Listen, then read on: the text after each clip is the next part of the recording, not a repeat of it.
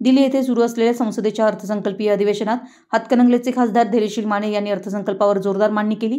यावेळी त्यांनी महाराष्ट्रातील प्रमुख मुद्द्यांची प्रभावीपणे मांडणी करीत सभागृहाचं लक्ष वेधलं।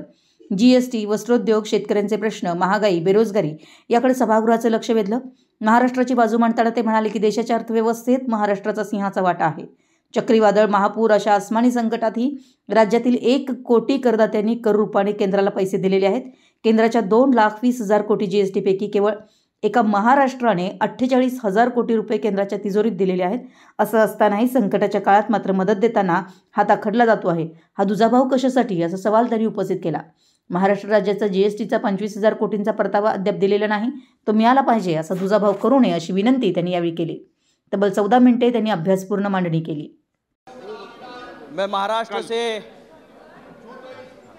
हाथकणंगले लोकसभा मतदार संघ से आता हूं और मैं आपके सभी बहनों को, भाइयों को 75वीं वर्षगांठ जो देश मना रहा है उसके लिए सभी को अभिनंदन करता हूं।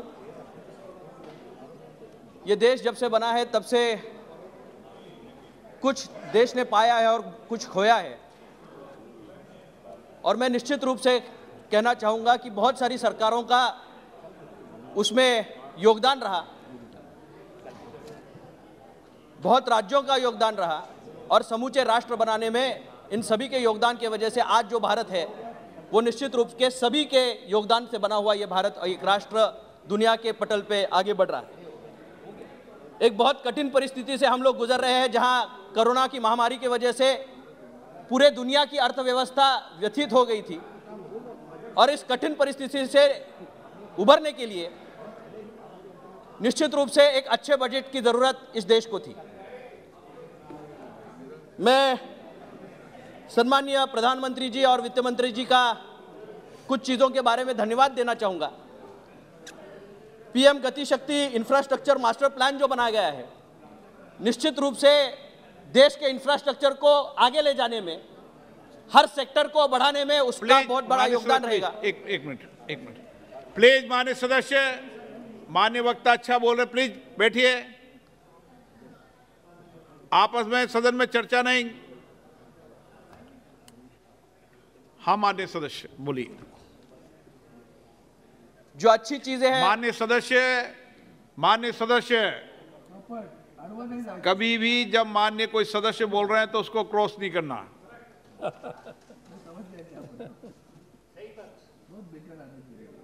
जो चीजें अच्छी है उसका समर्थन करना और जो चाहिए उसकी मांग करना, ये हमारी जिम्मेदारी है। और इस जिम्मेदारी को ध्यान में रखते हुए मैं निश्चित रूप से ये कहना चाहूँगा कि पीएम गति शक्ति एक बहुत अच्छा मास्टर प्लान है, जिससे राष्ट्र को आगे बढ़ने में बहुत बड़ी मदद इस सदन के माध्यम से मैं वित्त मंत्री जी का इसके लिए अभिनंदन करूँगा। लेकिन दूसरी तरफ कुछ कमियां जो हमें यहाँ नजर आई है उसका भी आपके सामने, आपके मद्देनजर रखना ये मेरी जिम्मेदारी बनती है। मैं निश्चित रूप से कहूँगा कि कोरोना के वजह से अर्थ चक्र बिगड़ गया है, राष्ट्र का ही नहीं पूरे दुनिया का बिगड़ गया है, और इस स्थिति से उभरने के लिए आप जो काम कर रहे हो उसमें सभी का समर्थन होना बहुत ज़रूरी है। निश्चित रूप से इस बजट में कुछ खामियां जिसकी मैं बात कर रहा था, बजट पढ़ने के बाद मैं ये कहना चाहूँगा कि ऐसी स्थिति में आर्थिक सुरक्षा मिलती नहीं, सिर्फ संकट ही संकट है। सरकार हर बार यही कहती है इस साल का बड़ा अच्छा बजट है।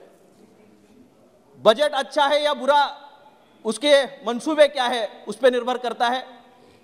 हमको सरकार की नीयत पे कोई संदेह नहीं है, लेकिन नीतियों पे जरूर है। जो नीतियां बनाई जा रही है उसके बारे में निश्चित रूप से हर भारतीय को संदेह है, और उसके लिए हम आपको कुछ चीजें सामने रखना चाहेंगे। पूरे बजट में G20 के जो देश है उसमें हम सबसे निचले स्तर पे, 20 देशों में हम सबसे निचले स्तर पे यहां पे आ गए। कुछ चीजें कोरोना की वजह से बिगड़ गई, लेकिन बहुत सारे देशों ने डायरेक्ट कैश ट्रांसफर की पॉलिसी अपनाई और उसके माध्यम से उनके देश की इकोनॉमी को बढ़ाने का काम किया। हमारे देश ने भी एक अलग सा फॉर्मूला उसके लिए रचा, जिसके माध्यम से देश के लोगों को डायरेक्ट मनी ट्रांसफर नहीं दिया गया, लेकिन और अनेक माध्यमों से लोगों के पास पैसा जाने का प्रावधान किया गया। क्या स्थिति है, 20 लाख करोड़ रुपए जो घोषणा की गई उसकी क्या स्थिति है और क्या उसका फायदा एमएसएमईज को हुआ, नए स्टार्टअप्स को हुआ, नए जो बेरोजगारी बढ़ाने का काम हम लोग कह रहे थे, 2 करोड़ जॉब्स देश में बनने वाले थे। लेकिन मैं परिस्थिति का अनुभव लेके ये कहना चाहूंगा कि बेरोजगारी का अब उच्चांकी स्तर इस देश में यहाँ है। 2 करोड़ नौकरियां छोड़िए, लेकिन 3 करोड़ नौकरियां चली गई, 3 करोड़ लोग बेरोजगार हो गए। ऐसी परिस्थिति है इस देश में बनी हुई है। अगर ये चित्र बनाना है तो निश्चित रूप से इस बजट में उसके लिए कोई तो स्ट्रांग प्रोविजन होना जरूरी था। घोषणाएं बहुत अच्छी है, लेकिन उसका इंप्लीमेंटेशन जो होना चाहिए वो इंप्लीमेंटेशन में बहुत सारी खामियां यहां दिखाई दी है। और निश्चित रूप से अच्छे जो यहां काम चल रहे थे उसमें कृषि का आप अगर देखें तो कोरोना की परिस्थिति में इस देश को अगर किसी ने बचा के रखा है तो इस देश के किसानों ने, गरीब आदमी ने, और उसके साथ आरोग्य विभाग ने इसके लिए बहुत बड़ा योगदान दिया है। मैडम, मैं आपसे यह अनुरोध करना चाहूंगा कि किसानों की एमएसपी जो तय करने की मांग हमेशा से ये किसान करते रहे हैं, इसका कोई भी बजट में उल्लेख नहीं है। मैं आपसे यह मांग करना चाहूंगा कि किसानों को एमएसपी के लिए उसमें प्रावधान किया जाए। जरूर आधुनिकता किसानों से जुड़नी चाहिए। आप ड्रोन की खेती के लिए प्रपोज कर रहे हैं, लेकिन फर्टिलाइजर्स की कीमतें अगर देखें आप तो आसमान छू रही है।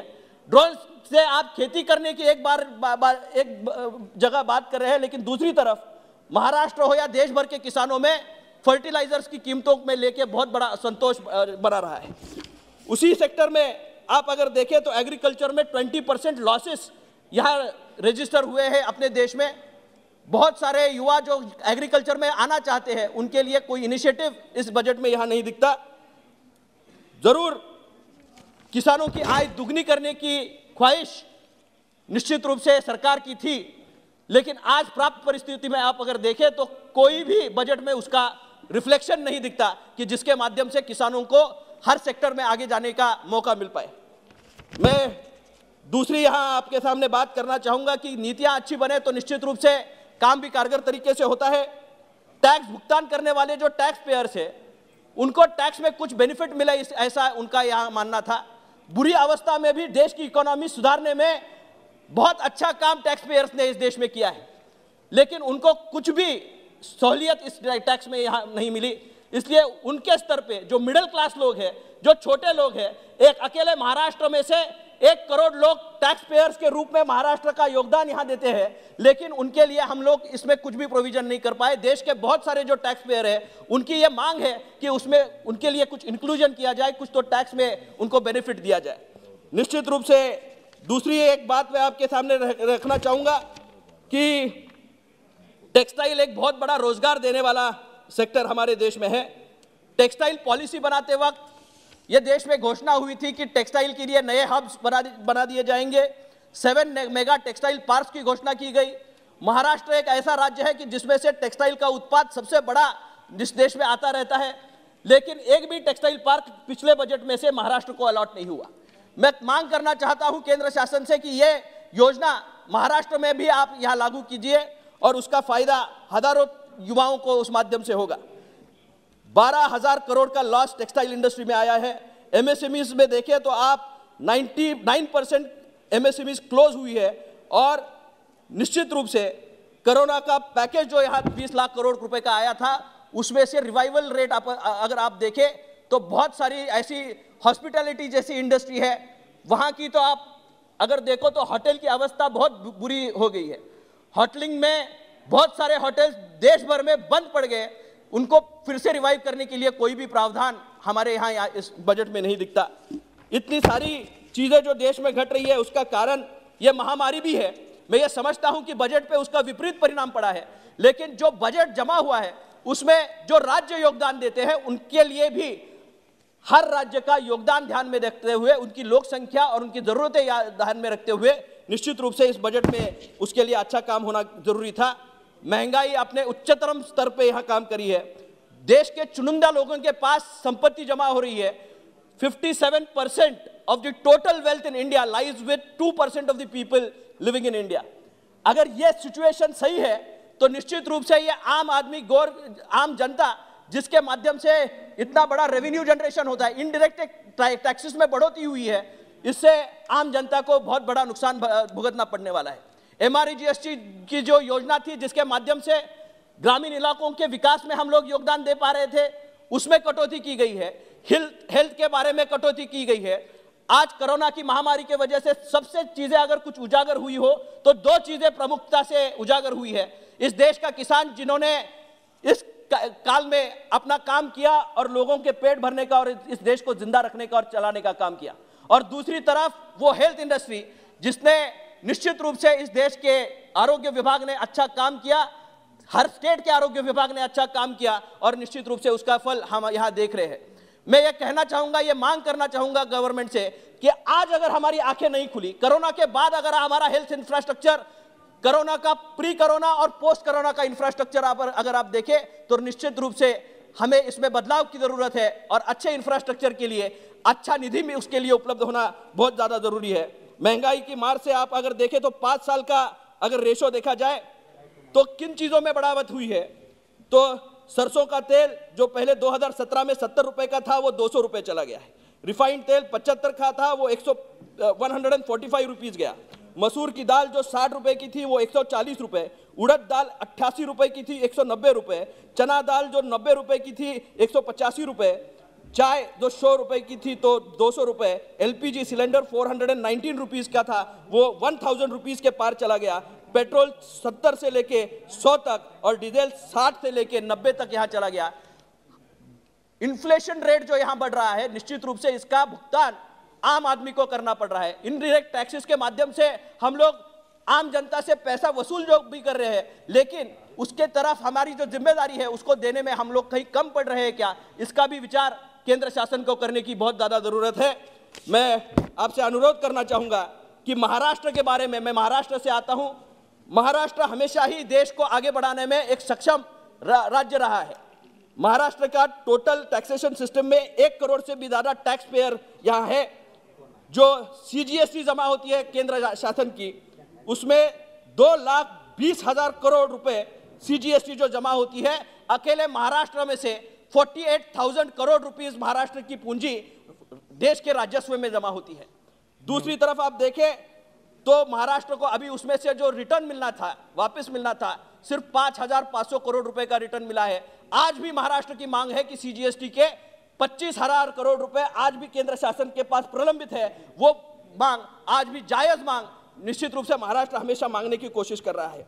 आप अगर देखें तो चक्रवात का एक सिचुएशन आया महाराष्ट्र में, देश भर में, सर 1 मिनट में, please try to conclude. 1 minute में सर। यस। देश भर में चक्रवात का परिस्थिति निर्माण हुई, बाढ़ की परिस्थिति मेरे जिले में हुई, सारे राज्यों में हुए, देश उससे प्रभावित हुआ। लेकिन मदद करते वक्त, राज्यों को मदद करते वक्त केंद्र के माध्यम से राजकीय अग्निवेश नहीं होना चाहिए। उसमें आप अगर देखें तो निश्चित रूप से महाराष्ट्र ने मांग की थी, उससे 20% भी रकम महाराष्ट्र को नहीं मिली। 1000 करोड़ रुपए गुजरात को उसी टाइम दिए गए, लेकिन महाराष्ट्र को एक उसकी जो मांग थी, जो न्यायिक मांग है, देश के किसानों को और वहां के लोगों को, पीड़ित लोगों को देने का काम ये नहीं कर पाई। मैं निश्चित रूप से ये कहना चाहूंगा, महाराष्ट्र एक स्वाभिमानी राज्य है, अच्छे काम के लिए हमेशा इस देश के बढ़ोतरी के लिए काम करता रहेगा। हमारे मुख्यमंत्री जी ने हमेशा महाराष्ट्र की भले के लिए राज्य और केंद्र एक साथ मिलकर काम करे, इसके लिए हमेशा पहल की है।